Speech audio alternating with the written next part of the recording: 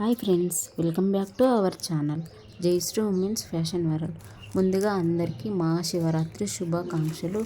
ఈ మహాశివరాత్రి రోజున శివుడికి ఎంతో ఇష్టమైన రవ్వ లడ్డు ఎలా చేయాలో ఈ వీడియోలో చూపిస్తున్నాను.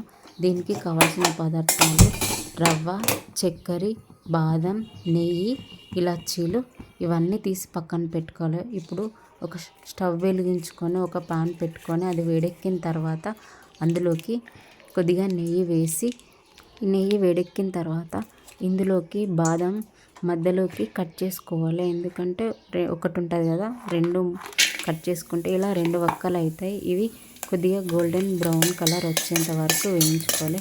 ఈ వీడియోలో కనిపిస్తున్నట్టుగా బాదంని అయితే వేయించుకోవాలి.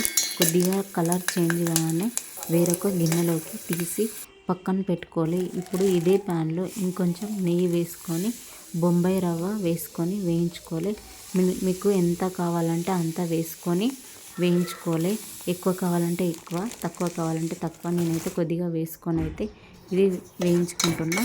ఇప్పుడు ఇది వేసుకోగానే వెంటనే అయితే కలుపుకోవాలి, లేకపోతే కిందికి అడుగంటుతుంది.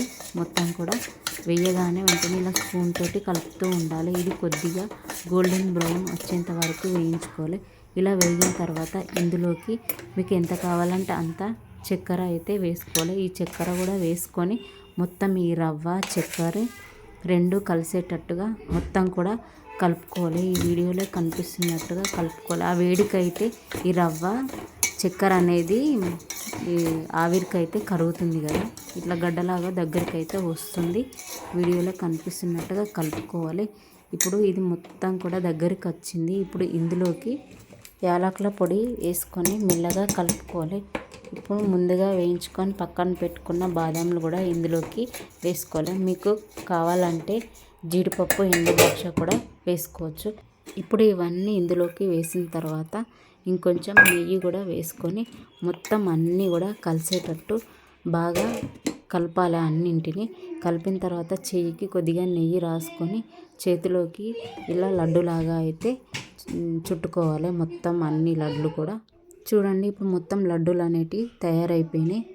ఇంతే శివుడికి అర్పించడానికి సిద్ధమైన పవిత్రమైన రవ్వ లడ్డు. ఈ మహాశివరాత్రికి మీ ఇంట్లోనూ శివుని కృప నిలవాలని కోరుకుంటున్నాను. ఓం నమః శివాయ.